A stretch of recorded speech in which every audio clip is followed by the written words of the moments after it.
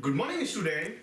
आज के इस वीडियो में हम देखेंगे क्लास 11th का अगला टॉपिक जो कि है आपका मेजरमेंट ऑफ लेंथ और डिस्टेंसेस। इससे पहले वाले यूनिट में मैंने आपको फंडामेंटल क्वांटिटीज की एसआई यूनिट क्या क्या होती हैं वो सब कुछ आपको बताया था।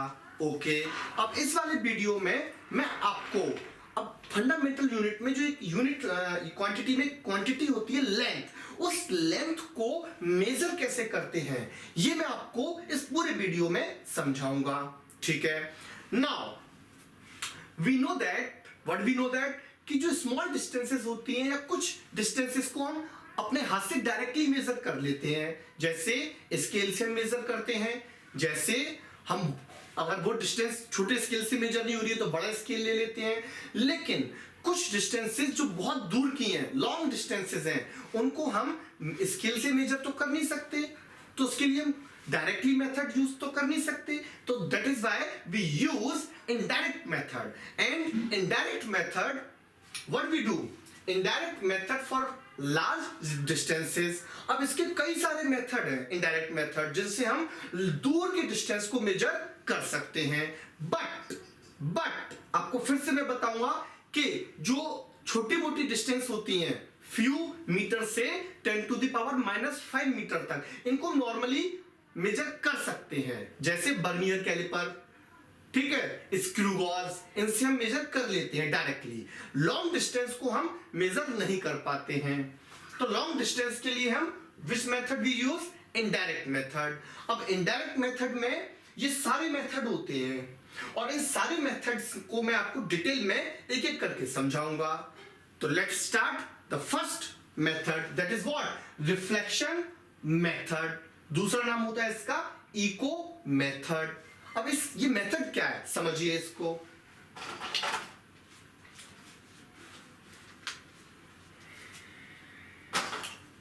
देखिए, सपोज मैं यहां पे खड़ा हुआ हूं और यहां से मेरे से बहुत दूर एक हिल है, एक माउंटेन है, और इस माउंटेन की मुझे डिस्टेंस पता करनी है। यहां से मैं यहां पे खड़ा हुआ हूं, मुझे यहां से इस माउंटेन की डिस्टेंस पता करनी है। I am talking about the reflection method. तो मैं क्या करता हूं, मैं साउंड प्रोड्यूस करता हूं, तो वो साउंड गया और रिफ्लेक्ट होके वापस आया। ओके, जाने में उसने कितनी डिस्टेंस ट्रेवल की, सपोज s। आने में उसने कितनी डिस्टेंस ट्रेवल की, सपोज s। ऐसी तो करेगा, जितनी जाने में करेगा उतनी आने में करेगा डिस्टेंस ट्रेवल। तो टोटल डिस्टेंस जो ट्रेवल की वो कितनी की, 2s। ओके, मुझे पता क्या करना है, s। ओके, और मैं जानता हूं कि मैंने क्या प्रोड्यूस किया है, मैंने प्रोड्यूस किया है साउंड, इको मींस जानते हैं ना साउंड जो हम, जैसे हम कभी घूमने जाते हैं माउंटेन्स पर, तो जब हम आवाज देते हैं तो हमारी आवाज वापस आती है, दैट इज इको। ओके, तो टोटल डिस्टेंस मेरे साउंड ने कितनी कवर की, 2s। This is total distance. और मैं क्या करता हूं, यहां जब मैंने आवाज प्रोड्यूस करते वक्त जस्ट अपनी वॉच को स्टार्ट कर लेता हूं और साउंड गया और लौट के आया। जिस वक्त लौट के आता है उसी वक्त वॉच को रोक देता हूं, तो मुझे क्या पता चल गया, टोटल टाइम आने का और जाने का, that is suppose t is total time. Okay, तो मुझे टोटल टाइम भी पता चल गया। Now what we know the speed of sound, suppose that is v। ये हमको पता होता है, स्पीड ऑफ साउंड v होता है, जो कि हम नॉर्मली जानते हैं कितना होता है। अब मेरे को s पता करना है, तो सिंपली मैं एक फॉर्मूला यूज करता हूं। What is that, listen.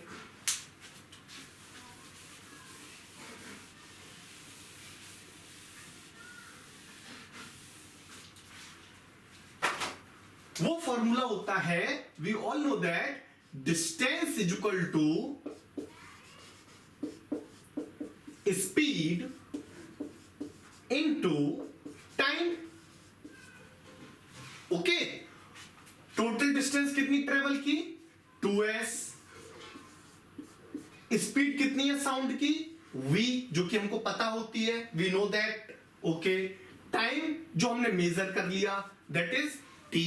तो s कितना निकल के आएगा? s निकल के आएगा v into T divide by 2।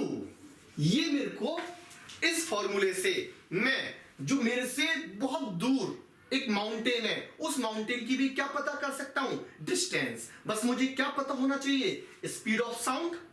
Okay, time, ये कौन सा टाइम है? सिर्फ जाने का या आने का? नो, दोनों का, जाने और आने का, दोनों का। किसका? साउंड का। और 2 से डिवाइड कर दो उसको, तो मुझे क्या पता चल गया? एस। एस मतलब यहां से यहां तक की डिस्टेंस। ये कौन सा मेथड हुआ? रिफ्लेक्शन मेथड, जिसको हम इको मेथड भी बोलते हैं। आई होप कि आपको क्लियर हो गया होगा। Now we will come to the second topic, second method, that is what? Radar method. अब ये सारे मेथड ए बी सी, ये सारे मेथड इसी फॉर्मूले पे वर्क करते हैं। कैसे? Let's see.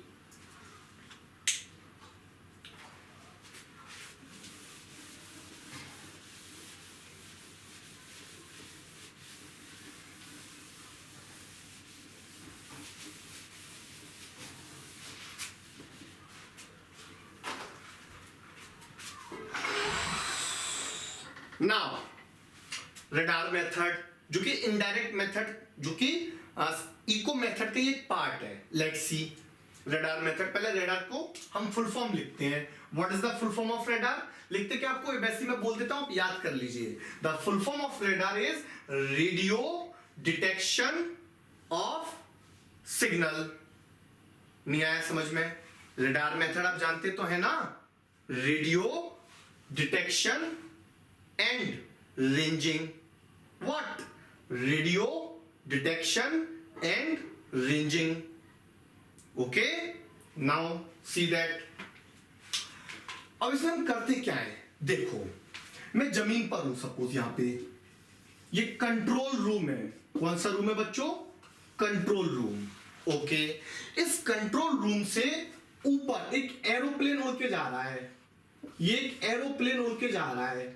अब इस एरोप्लेन की मुझे हाइट पता करनी है कि ये जमीन से कंट्रोल रूम से कितना ऊपर जा रहा है। तो इसके लिए मैं कौन सा मेथड यूज करता हूं? Radar method. रेडार मींस, फिर से फुल फॉर्म बताएं, radio detection and ranging. Range पता करना उसकी, और डिटेक्ट करना कि एरोप्लेन है या दुश्मन का जहाज है या किसका जहाज है, ये सब हम पता करते हैं। Okay, now see that. यहां से ये गया, यहां से मैंने क्या भेजी? Radio waves.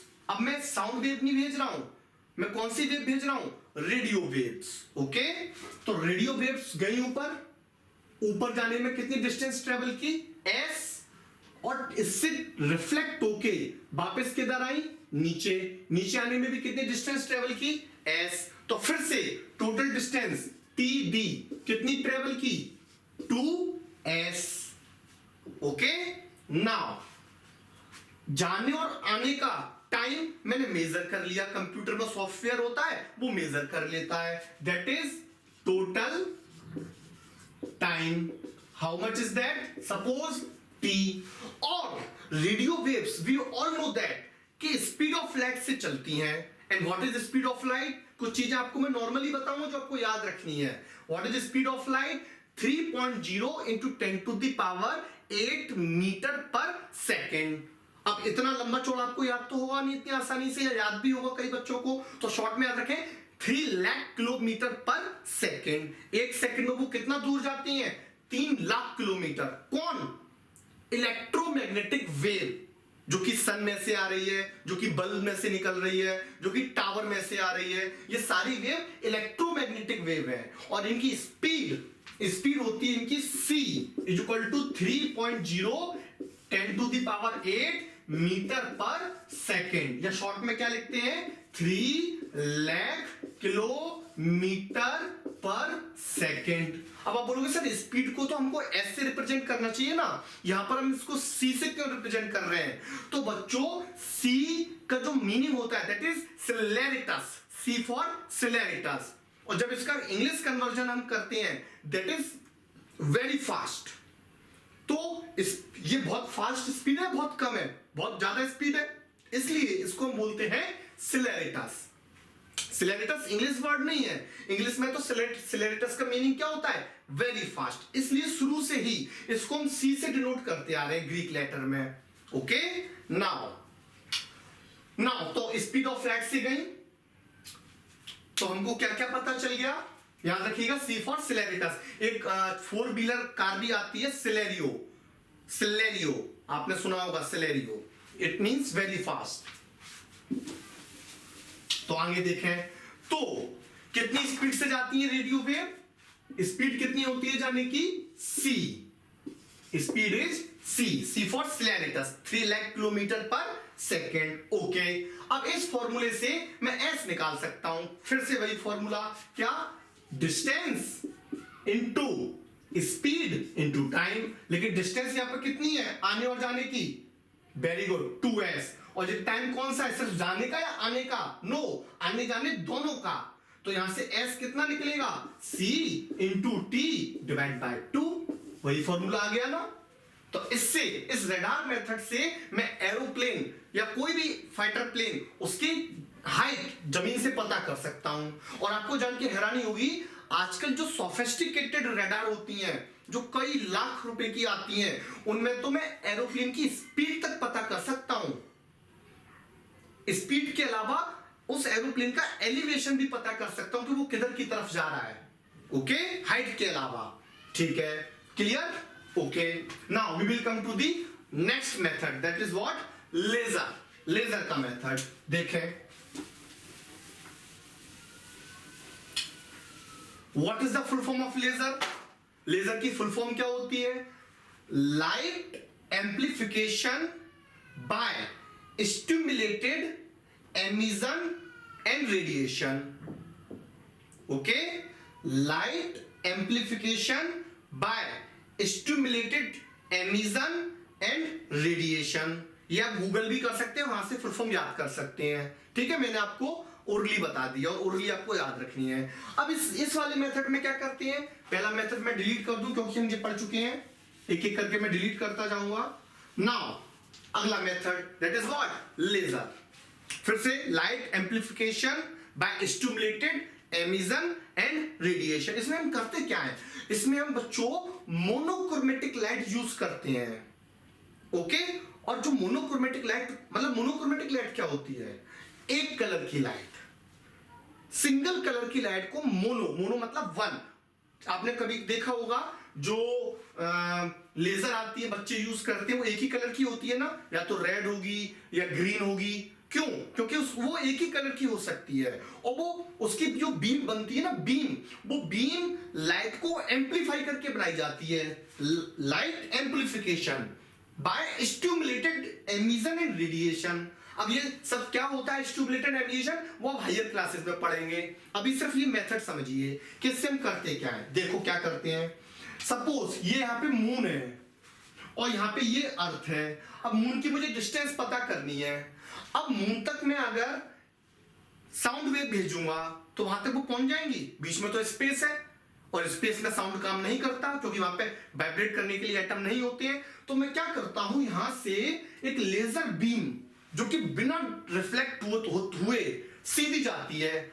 कई फुटबॉल मैचेस में तो पता है क्या होता है, बाहर यूरोप में, वहां पर फुटबॉल मैचेस में क्या करते हैं, वो फुटबॉल मैचेस में जो गोलकीपर होता है, जो वहां पे ऑडियंस होती है जो दूसरी टीम को जिताना चाहती है, वो उस गोलकीपर की आंख पर क्या डालते हैं, लेजर बीम, ताकि वो डेल्यूजन या इल्यूजन उसके दिमाग में पैदा हो और वो गोल को अच्छे से रोक नहीं पाए।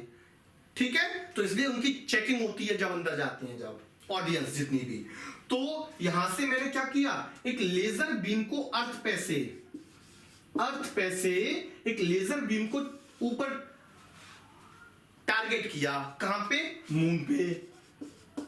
सपोज कितनी डिस्टेंस है मून की, s, वो रिफ्लेक्ट होकर वापस आई, फिर से कितनी डिस्टेंस ट्रेवल करी, s, तो टोटल डिस्टेंस फिर से कितनी हो गई, 2s। Very good. और आने जाने का मैंने टाइम क्या कर लिया, अपनी वॉच से नोट कर लिया, that is what, total time वो कितना मान लिया मैंने, t।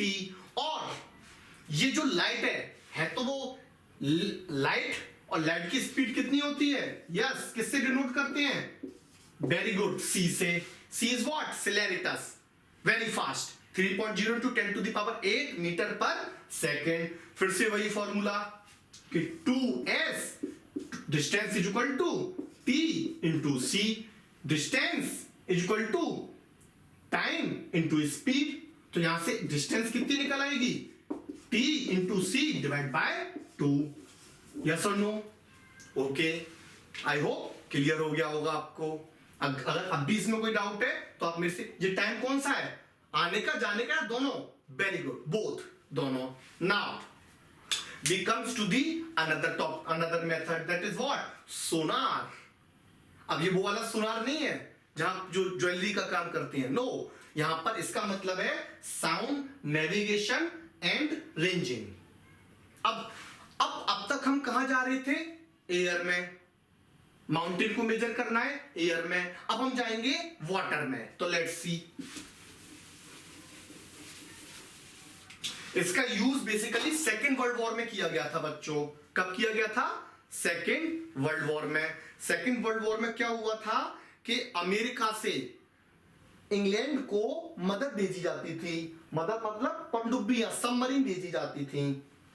क्या भेजी जाती थी, सबमरीन। और उन सबमरीन को भेजने के लिए वो सबमरीन कहां पे काम करती हैं, समुद्र के ऊपर, सी के ऊपर या अंदर।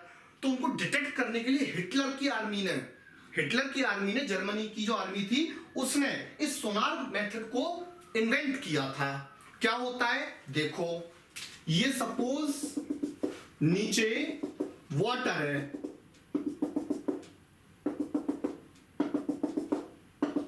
और यहां पे ये पनडुब्बी है, ओके, ये पनडुब्बी है, इसको मैं लिख देता हूं सबमरीन। ये एक सबमरीन है।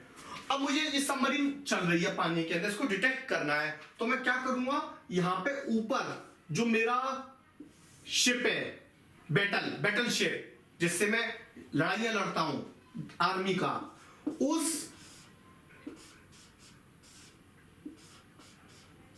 उस बैटल शिप में यहां पे नीचे एक तो लगा होगा सेंडर और एक लगा होगा रिसीवर, एक तो लगा होगा ट्रांसमीटर और एक लगा होगा रिसीवर। और मैं नीचे पानी में अल्ट्रासोनिक वेव भेजता हूं। कौन सी वेव, अल्ट्रासोनिक वेव। अब अल्ट्रासोनिक वेव कौन सी होती है, जिनकी फ्रीक्वेंसी 20,000 हर्ट्ज से ज्यादा होती है। हम सब जानते हैं जो चमगादड़ होती हैं वो कौन सी वेव प्रोड्यूस करती हैं, अल्ट्रासोनिक वेव। अल्ट्रासाउंड में भी जो आपके शरीर का अल्ट्रासाउंड होता है उसमें भी कौन सी वेव भेजी जाती है आपकी बॉडी में, अल्ट्रासोनिक वेव। वो टकरा के वापस आ जाती हैं।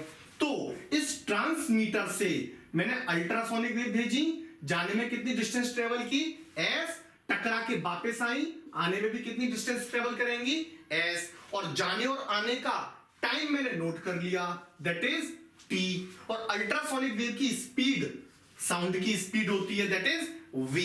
Okay, now what is the formula, total distance, speed और टोटल टाइम। टोटल टाइम मतलब आने जाने दोनों का। तो s कितना निकलेगा, v into T divide by 2। तो आप देख रहे हैं सारे फॉर्मूले में यही फॉर्मूला यूज हो रहा है, v into T divide by 2। Okay, now we come to the next method, that is what, triangulation method। ये बहुत इंपॉर्टेंट है, देखिएगा, ये रफ कर रहा हूं मैं।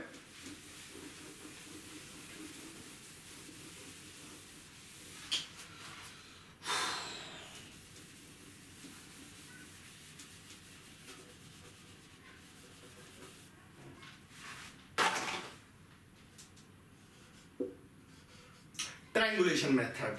अब इसमें हम क्या करते हैं, इसमें हम किसी भी माउंटेन की हाइट को पता करते हैं। कैसे, ट्रिग्नोमेट्री से। आपकी ट्रिग्नोमेट्री आजकल चल भी रही होगी मैथमेटिक्स में। तो देखो क्या करते हैं, सपोज ये मेरे पास एक माउंटेन है। अब इस माउंटेन की जो हाइट है वो मैंने मान ली ए बी है, जो कि कितनी है, एच। ये एच मुझे पता करनी है। कैसे पता करूंगा, मैं यहां पे मैं यहां से इसका एंगल मेजर कर लूंगा, इसके टॉप का। सपोज ये एंगल कितना है, थीटा, और ये डिस्टेंस मेजर कर लूंगा। ये डिस्टेंस कितनी है, सपोज x, ओके। और ये पॉइंट मैंने मान लिया C पॉइंट है, तो C पॉइंट से B पॉइंट का मैंने एंगल पता कर लिया थीटा। और एंगल पता करने के लिए स्पेशल एक डिवाइस आती है, जमीन से आप उस डिवाइस को लगा के किसी भी बिल्डिंग के टॉप का या पर्टिकुलर हिस्से का एंगल पता कर सकते हैं। वो डिवाइस आती है, ठीक है, आप वो डिवाइस खरीद सकते हैं मार्केट से।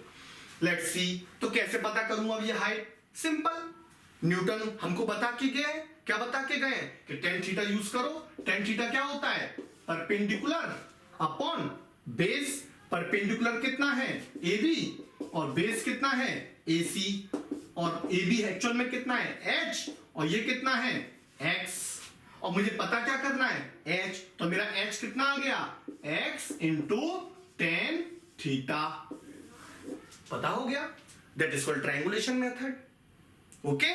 Now we will come to the next method. What is that? This is called what? Triangulation method. Next, that is what? देखिए मैं एक एक करके आपको समझाता जा रहा हूं, आपको बहुत अच्छे से समझ में आना चाहिए, ठीक है। अगर अब भी कोई प्रॉब्लम है, you can ask me in the comment box और चैट बॉक्स, ओके।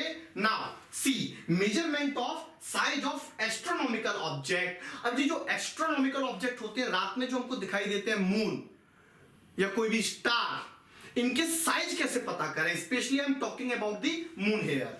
यहां पर मैं किसकी बात कर रहा हूं, मून की। तो मून का साइज कैसे पता करें? देखो कैसे पता किया जाता है मून का साइज। सिंपल मैथमेटिक्स लगाते हैं।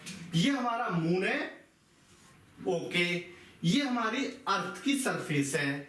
इस अर्थ की सरफेस पर ये मून का जो डायामीटर है, सपोज मैंने क्या किया, मुझे मेजरमेंट करना है साइज का। साइज मतलब ये डायमीटर पता करना है AB, ये मुझे पता करना है।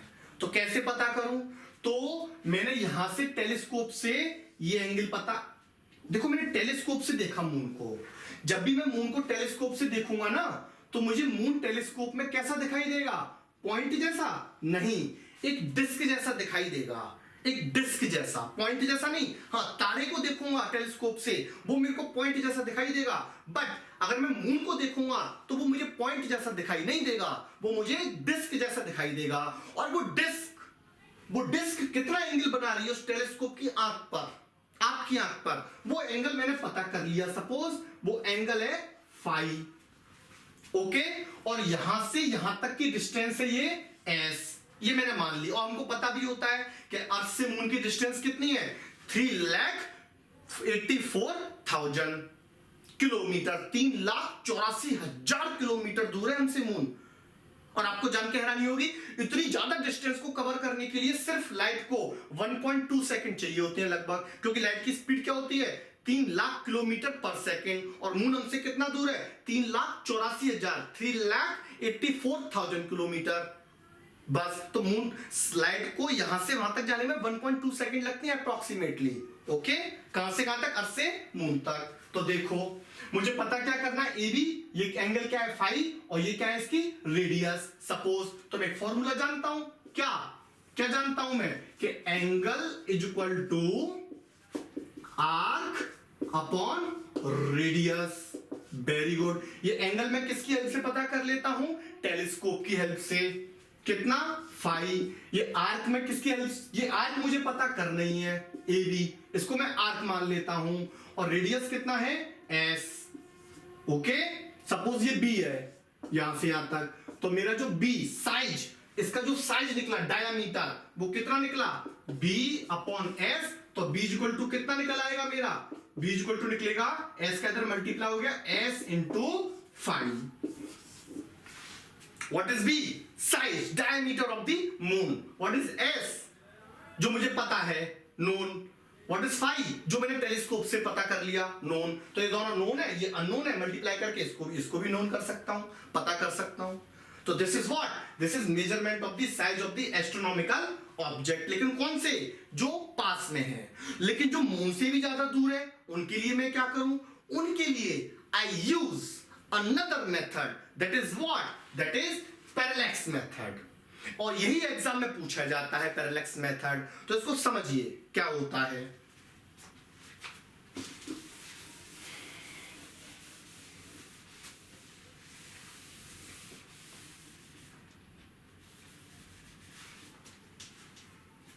पैरेलैक्स मेथड को समझिए कि पैरेलैक्स मेथड एक्चुअल में क्या होता है। देखिए, ये एक स्टार है, सपोज इस स्टार का नाम है एन, और ये सन है, और सन के चारों तरफ कौन घूम रही है? अर्थ घूम रही है। और अर्थ जो घूम रही है उसका डायामीटर मैंने मान लिया, ये इसकी वैल्यू मैंने मान ली v। यहां पर मैंने मान लिया ये है 22 जून। तो 6 महीने बाद ये जो अर्थ घूम रही है 6 महीने बाद कहां पर आ जाएगी? बिल्कुल यहां पर, जिसको क्या बोलेंगे? 22 दिसंबर। आप हिसाब लगा लीजिए, 6 महीने हो गए, जून से 22 जून से 22 दिसंबर तक। ओके, तो इस पॉइंट को मैंने माना A और इस पॉइंट को मैंने माना B। और इस ये जो डायामीटर है, ये डायामीटर किसका है? अर्थ का? नो, अर्थ की ऑर्बिट का, जो कि सन के अराउंड है। ओके, और मुझे इसकी डिस्टेंस पता करनी है। ये स्टार है जो कि बहुत दूर है, बहुत दूर है। तो मैं क्या करता हूं, मैं इसकी डिस्टेंस पता करने के लिए और एक और स्टार की हेल्प लेता हूं। क्या करता हूं, यहां पर एक स्टार और होता है, उस स्टार से पहले तो मैं डिस्टेंस यहां पे लिख लूं। ये डिस्टेंस मुझे पता करनी है s। ओके, अब यहां से ये एंगल पता करता हूं मैं, जो कि ठीक मेरे ऊपर है। ये एंगल कितना निकल के आएगा? सपोज φ1 मैंने पता कर लिया, किससे? टेलीस्कोप से। ये सब कुछ किससे कर रहा हूं मैं? टेलीस्कोप से। ओके, अब 6 महीने बाद जब मैं यहां पे पहुंचा तो अब भी मुझे ये वाला स्टार, जिसको मैं नाम दे देता हूं P, ये बहुत दूर है, ये अब भी मुझे मेरे सिर के ऊपर दिखाई देगा। आपने देखा होगा जब आप रोड पे चलते हैं रात में तो मून हमेशा आपके सिर के ऊपर ही, मून जहां पे वहीं पे रहता है ना। ऐसा तो है नहीं कि मून पीछे हो जाता है अगर आप आगे निकल जाते हैं, तो ऐसा तो होता नहीं है, क्योंकि जो दूर के ऑब्जेक्ट होते हैं वो नीचे अर्थ पर छोटी मोटी डिस्टेंस ट्रेवल करने पर उनकी डिस्टेंस पर फर्क नहीं पड़ता। ओके, तो ये वाला स्टार अब भी मुझे किधर दिखाई देगा? मेरे ऊपर P। तो फिर से मैं क्या पता कर लूंगा? इसका एंगल। किसके रेस्पेक्ट में? इसके रेस्पेक्ट में। अब ये एंगल कितना आया? मान लो φ2। ओके, नाउ अगर ये एंगल φ1 है और ये एंगल φ2 है, तो बताना ये एंगल कितना होगा? यस, इन दोनों का एडिशन, क्योंकि ये ऑल्टरनेट एंगल है। तो ये कितना हो जाएगा? φ1 प्लस φ2। और यही मुझे पता करना था, इसके लिए मैं 6 महीने वेट करना पड़ा बस। इसकी हेल्प से मैंने ये वाले स्टार की डिस्टेंस पता करने की कोशिश की। कैसे? देखो, अब मैं फिर से वही फॉर्मूला लगाऊंगा। क्या? बोलिए। Angle is equal to arc upon radius. Angle is equal to arc upon radius. Okay, अब एंगल कितना है टोटल? बोलिए φ1 प्लस φ2, जिसको मैं क्या मान ले रहा हूं? φ। ओके, आर्क, आर्क कितनी है? ये डायमीटर। लेकिन डायमीटर किसका? ऑर्बिट का, अर्थ की ऑर्बिट का, जो कि सन के अराउंड है। ओके, जो कि मैंने कितनी मान ली है? b। तो यहां पर मैंने क्या लिख दिया? b। और रेडियस, ये रेडियस हो गई, चाहे ये वाली रेडियस ले लो s, चाहे ये वाली रेडियस ले लो s, उससे कोई फर्क नहीं पड़ेगा। तो नीचे हो गया s। तो मेरा जो b, यही तो मुझे पता करना था कि यहां से यहां तक की डिस्टेंस कितनी है? s। तो s कितना निकल के आएगा? बताइए, s कितना निकल के आएगा? s will come b upon φ। b मुझे पता है और φ मैंने पता कर लिया टेलीस्कोप की हेल्प से। तो मुझे क्या पता चल गया? s। सिर्फ क्या फॉर्मूला लगाया मैंने? Angle is equal to arc upon radius. ये रेडियस है, arc b, radius s। I hope कि आपकी समझ में आया होगा पूरा सारा इनडायरेक्ट मेथड। ये इनडायरेक्ट, अच्छा, और ज्यादा दूर के स्टार है, उनके लिए मैं क्या करूं? उनके लिए मेथड काम नहीं करता है, उनके लिए फिर मैं अलग मेथड यूज करता हूं। वो आप बड़ी क्लासेस में पढ़ेंगे, एमएससी में या फिर पीएचडी में। ओके, जब तक का वेट कीजिए, 11th में ओनली यहां तक। तो इस मेथड का नाम क्या है?